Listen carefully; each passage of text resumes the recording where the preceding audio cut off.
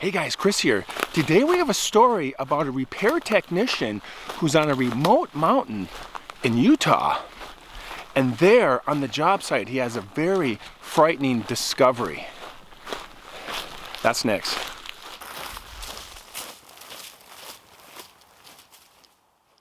Okay, so today's sponsor is Rocket Money. Rocket Money is a personal finance app to help you manage your money better. I've been using Rocket Money lately to help me budget plan, as well as with smart savings to save for future goals, as well as one of the coolest things is it has in the app a way to manage your online subscriptions. It already has them categorized as reoccurring payments. You simply click on it, you can see how much you've been paying over the months. As well as if you want to cancel the subscription, you simply click on it and cancel it and it's gone. You don't have to call them and be on hold or log in and search and try to find out how to cancel it. It's great. And I've done this and it's helped me save money. So if that is of interest to you, visit rocketmoney.com or click the link in the description below and get a hold of your finances with Rocket Money.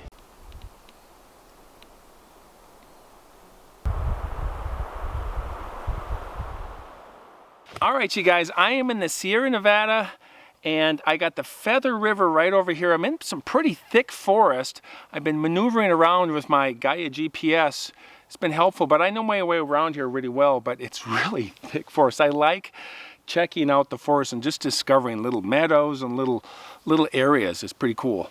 So for today's beer, speaking of Sierra Nevada, we have Sierra Nevada Pale Ale, and I have had this before. There it is. And that is a good one. It says, since 1980, handcrafted ale. It's one of my favorite beers. This is out of Chico. There we go, California. And oh, just a teeny bit of suds on that. Look at that. Look at the amberish color on that. That is a good beer, though.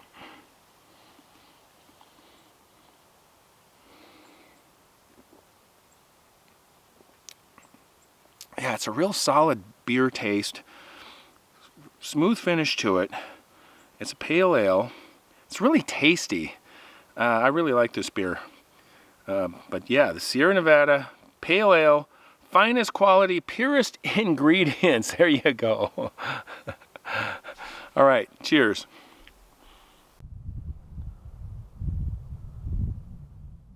So our story takes place in the Four Corners region of the United States, and that is where the states, New Mexico, Arizona, Utah, and Colorado, they all intersect. It's the only place in the United States where four states come together in one point.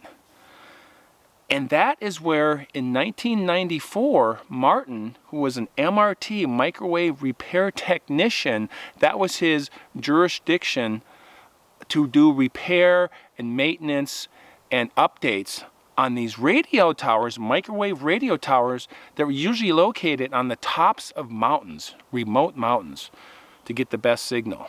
And a big part of Martin's job was just getting to these locations through the repairs, the updates, and the maintenance.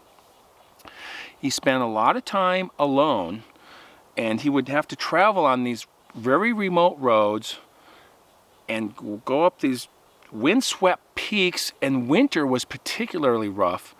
And what they had to do was, usually with a pickup truck or a Suburban, they would pull a trailer with a Sno-Cat on it.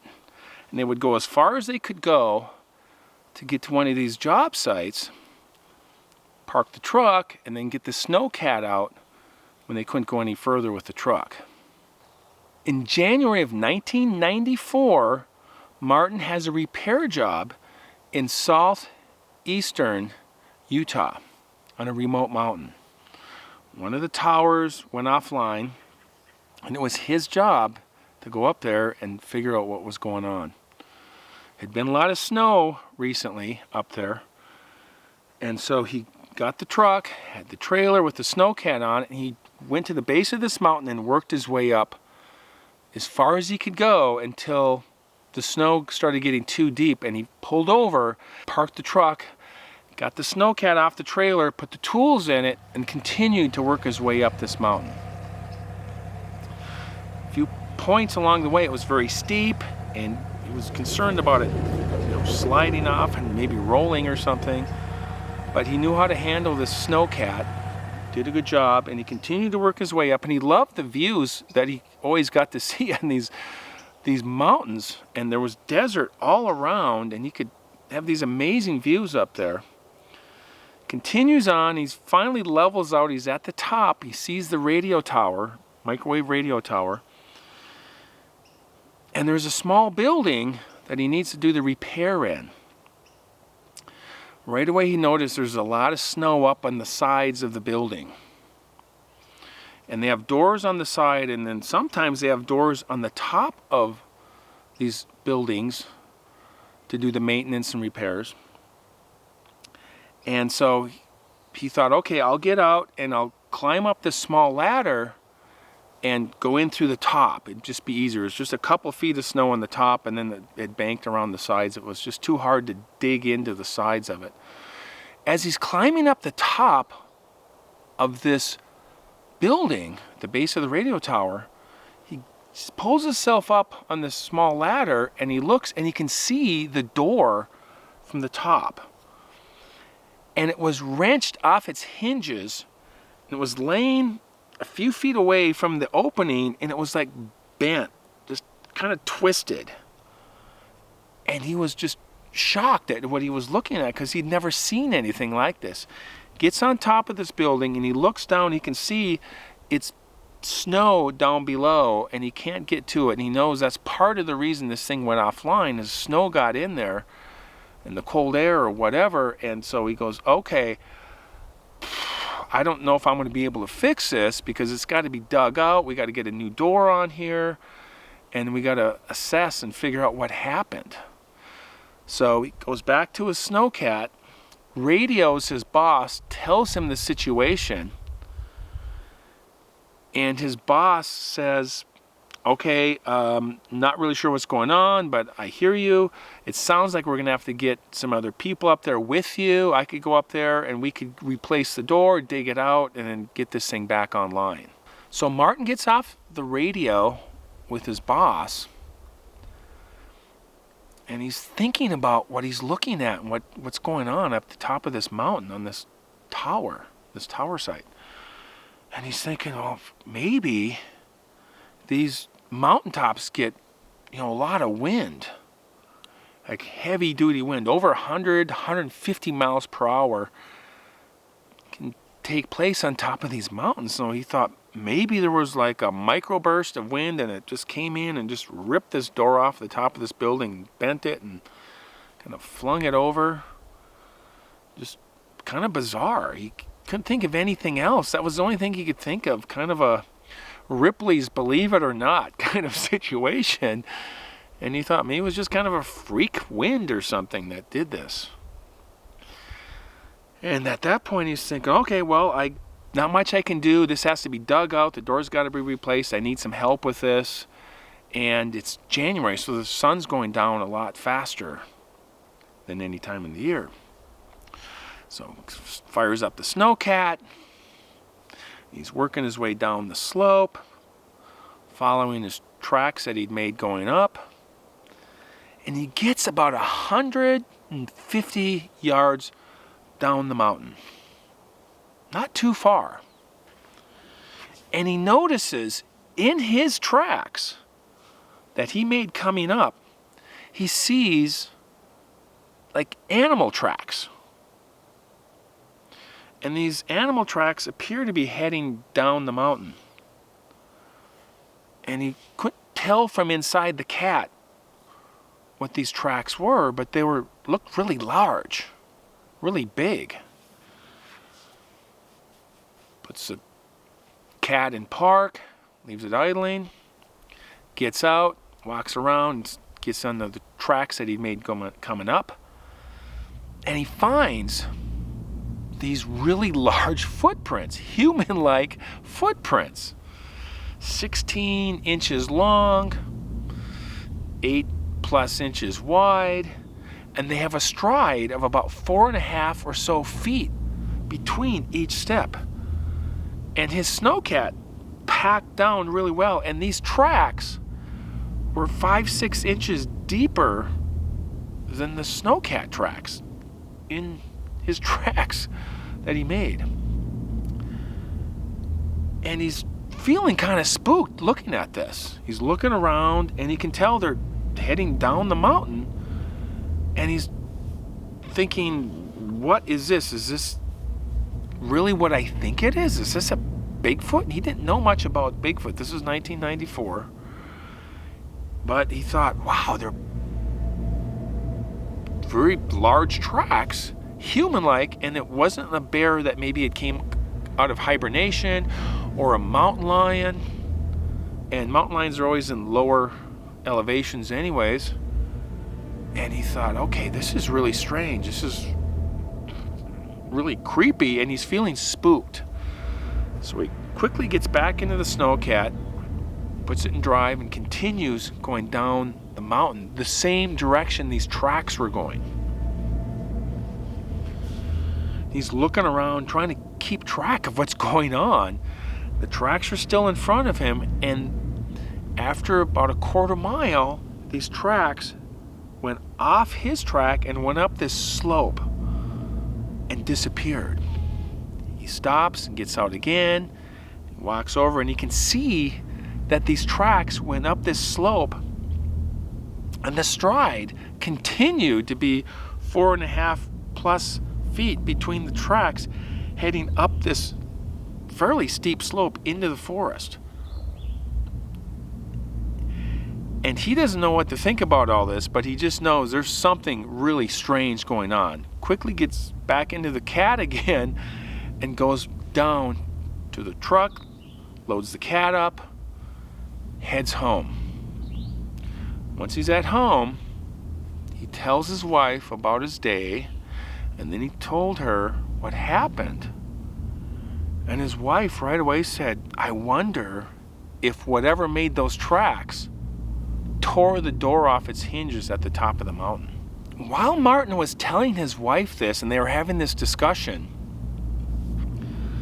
he was getting the heebie-jeebies, this realization that what he experienced might have been something more than he thought. Potential Bigfoot, Sasquatch, some kind of strange being, and his wife helped to confirm that.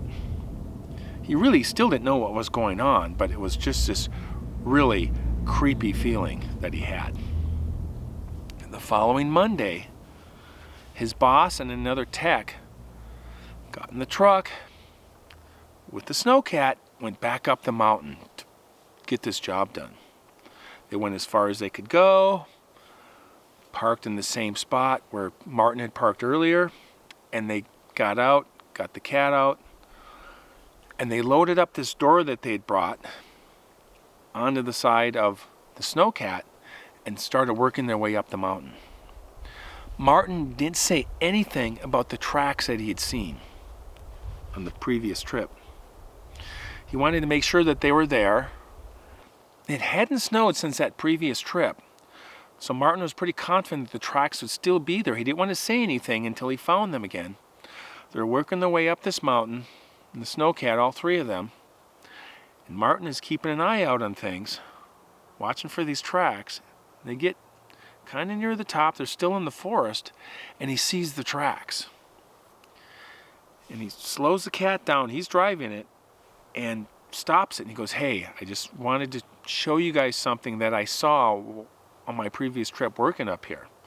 I don't know what to make of it, but I wanted to show you guys. So they all get out, and they look at these tracks, and they can see the tracks, 16-inch long tracks in the snow, on the tracks going up, and then the ones that branch off up at this little slope. And his boss and this other tech are pretty amazed how big these tracks are, and they're really unsure what the heck made these. They don't know what to say about it. So they all get back in the Sno-Cat, work their way back to the top, and everything is exactly as Martin had left it. And then he realized there was no tracks at the top. And so he thought, oh, the wind must have cleared the tracks from this thing that possibly tore this door off. Because he didn't see any tracks on his first trip up there. So he thought that was the only thing he could think of. This high winds with no trees around it just wiped the tracks away. Because it was all clear except for this twisted door. So they get out and they climb up and they can see the door. And Martin says, yeah, this is what I found up here. And again, they didn't know what to make of that.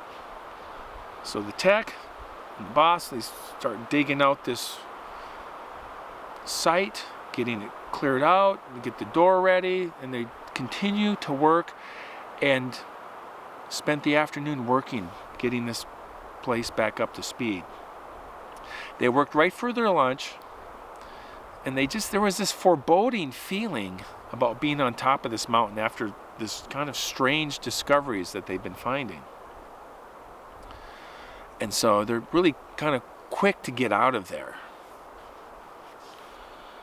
They're all done, everything's back online, the door's secured, and they're kind of relieved. It's getting late though, and they get in the Sno-Cat and they start working themselves down. As they're working their way down the mountain, they're keeping an eye on things. Martin's driving, following the same route. They can see the previous tracks that left the tracks. They'd gone over some of the tracks coming up. About halfway down the mountain, they saw more tracks that had come from another slope, worked their way down, and was walking on their tracks that come up. And it was heading straight back down towards the truck. And they're like, oh my gosh, these are fresh tracks heading right for the gate where they had parked the truck and the trailer. They continue on, and they go through this gate, and there's the truck, and they realized, to their shock, that the tailgate on the back of the truck was gone. And from the Sno-Cat, they could see it was gone, and then they looked, and off to their left, about 20 feet away, they saw the tailgate laying there. There was no tracks over there. Like something had just thrown it. They get out, they walk up to the truck, and now they can see footprints around the back of the truck and the trailer. And then they realize that the trailer was like twisted, bent, like something had lifted the back of the trailer and just with like leverage twisted it on the ball, on the hitch, and just messed it up. And it was kind of hanging there on the chains, you know, the security chains that, and they're like, this is almost unusable. And the sun's going down, they're in the forest, thick forest, and they got to get this equipment out of there. And so his boss says, well, what I'm going to do is I'll drive the cat and follow you guys, and you drive the truck, and we'll get down as near to the highway as we can, so at least we can secure the cat so that's not left to be damaged and vandalized and destroyed. So boss gets into the cat, Martin and the other tech get in the truck, and they're working their way down the mountain. He's off on the side, there's a shoulder, and he's in some snow, and he goes as far as he can. And it's getting dark at this point, and his boss is a little concerned. He's in this cat, he's looking left and right into the forest to see if there's anything following them or anything down there. They get to a point where he can't do the cat anymore, parks it, and at least he feels like he secured the cat best he could, and they're going to have to come back and figure this thing out. So he gets in the truck, and they head down to the small town, spend the night in a motel, and they can't figure out what in the heck happened up there. But they know they have to go back up and secure everything. So the next morning they come back up, it's daylight. They jury-rig the trailer onto the hitch of the truck, Just kind of twisted it and got it back on and was able to secure it down. Got the cat on and left. A couple months later, Martin's boss must have mentioned something to the higher ups because there was a new rule that they had for these repair techs, and they were no longer allowed to go by themselves solo on these remote repair jobs. They had to go in pairs. It's like a new rule that just came down. His boss must have said something to them about Martin's experience that he had that January day in 1994 on that mountain in southeastern Utah. And that is our story for today. I am done with the beer today. So, all right, you guys, I'm going to be getting out and doing more of this. I love doing this. And what I really want to do is get out and do more camping along with the stories and everything that comes with camping. I think that would be really cool to have these little bit bigger videos. Let me know if you guys would like to see that and have me do that. I'd really like to know what you guys think. But I can do overnighters in my different tents and different locations and just do cooking and really kind of get out here and experience nature in its best. So, all right, you guys, if you guys like stories about the strange, unexplained, and things that go bump in the night, please like and subscribe. You guys always know how to do that. I always appreciate all your comments, and thank you for watching. We'll see you next time. As always, keep hiking.